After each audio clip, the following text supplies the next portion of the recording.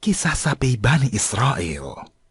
Allah Subhanahu wa Ta'ala berfirman yang artinya, dan ingatlah ketika Musa berkata kepada kaumnya, sesungguhnya Allah menyuruh kamu menyembelih seekor sapi betina. Maka mereka berkata, apakah kamu hendak menjadikan kami buah ejekan? Musa menjawab, aku berlindung kepada Allah sekiranya menjadi seorang dari orang-orang yang jahil. Mereka menjawab, mohonkanlah kepada Rabb-Mu untuk kami, agar dia menerangkan kepada kami, sapi betina apakah itu? Musa menjawab, sesungguhnya Allah berfirman bahwa sapi betina itu adalah sapi yang tidak tua dan tidak muda, pertengahan antara itu.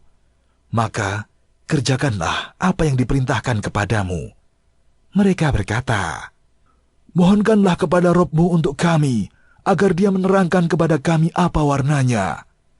Musa menjawab, sesungguhnya Allah berfirman bahwa sapi betina itu adalah sapi betina yang kuning tua warnanya, lagi menyenangkan orang-orang yang memandangnya.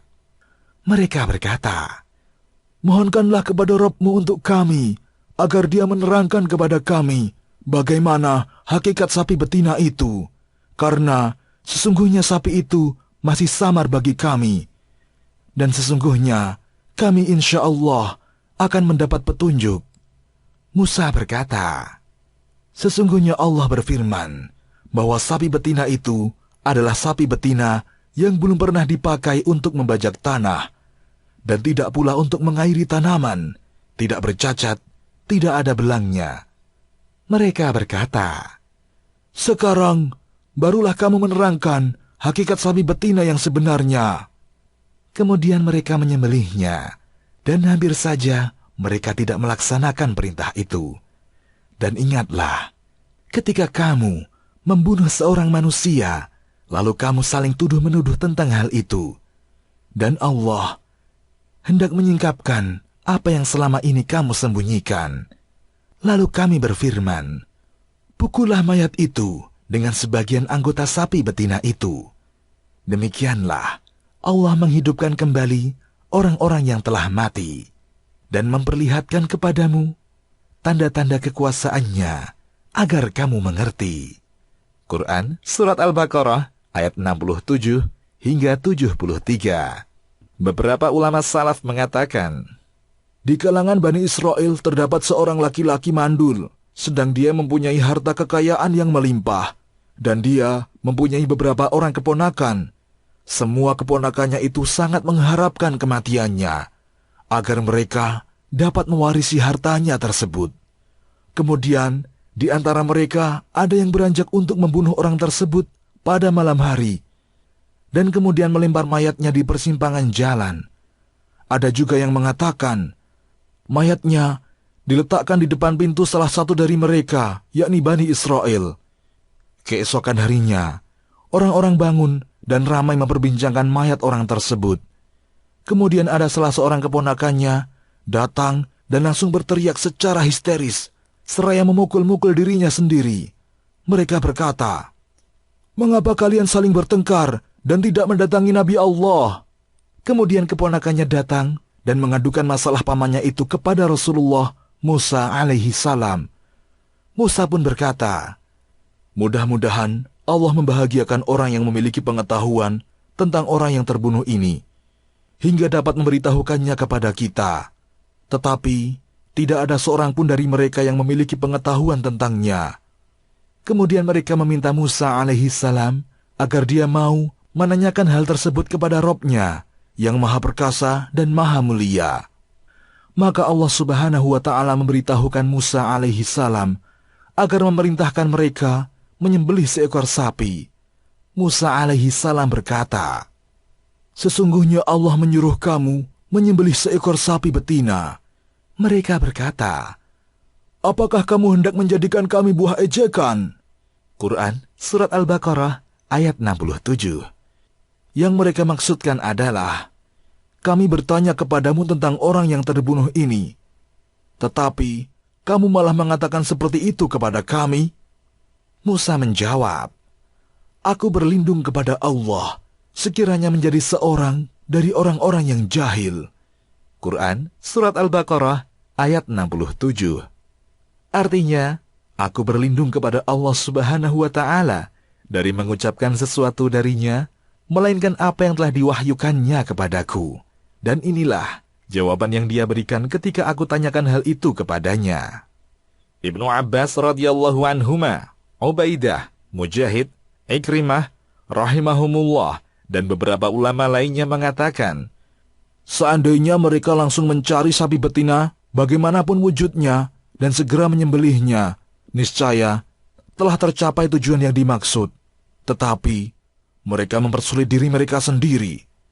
Penafsiran mengenai hal itu telah kami sampaikan di dalam At-Tafsir, yakni Tafsirul Qur'anil Azim, atau yang dikenal dengan Tafsir Ibnu Katsir. Maksudnya, mereka diperintahkan menyembelih sapi yang tidak tua dan tidak muda, dan yang belum dikawini oleh sapi jantan. Demikian yang dikemukakan oleh sekelompok ulama. Namun mereka mempersulit diri mereka dengan menanyakan warnanya, sehingga mereka diperintahkan untuk menyembelih sapi yang berwarna kuning tua, yang menyenangkan mata orang-orang yang melihatnya, dan warna ini sangat bagus. Selain itu, mereka juga mempersulit diri mereka dengan ucapan mereka. Mereka berkata, mohonkanlah kepada Rabb-Mu untuk kami, agar Dia menerangkan kepada kami bagaimana hakikat sapi betina itu. Karena sesungguhnya sapi itu masih samar bagi kami, dan sesungguhnya kami, insya Allah, akan mendapat petunjuk. Quran Surat Al-Baqarah ayat 70. Allah Subhanahu wa Ta'ala berfirman, Musa berkata, sesungguhnya Allah berfirman bahwa sapi betina itu adalah sapi betina yang belum pernah dipakai untuk membajak tanah dan tidak pula untuk mengairi tanaman, tidak bercacat. Al-Ayah. Quran Surat Al-Baqarah ayat 71. Beberapa kriteria terakhir ini lebih sulit daripada kriteria yang sebelumnya, di mana mereka diperintahkan untuk menyembelih sapi betina yang belum pernah dipakai untuk membajak sawah dan mengairi tanaman, juga tidak cacat.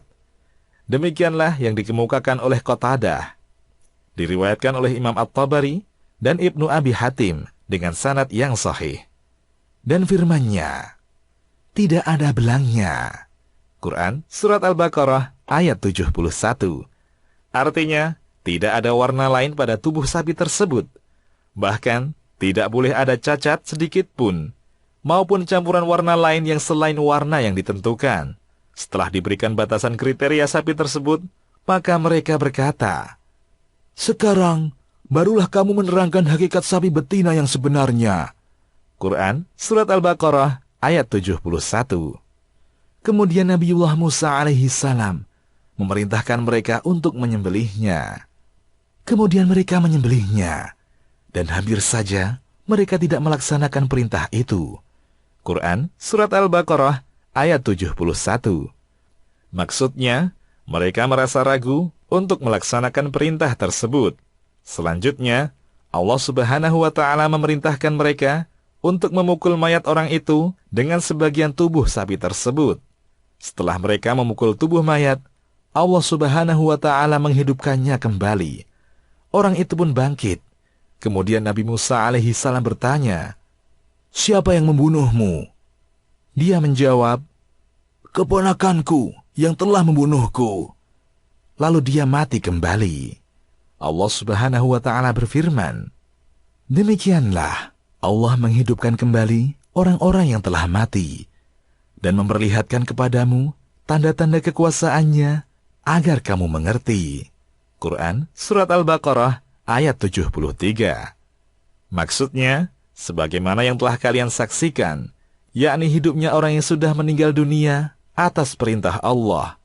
Maka demikian pula, Dia memerintahkan semua orang yang sudah meninggal dunia, jika menghendaki, maka Dia akan menghidupkan mereka semua dalam satu waktu.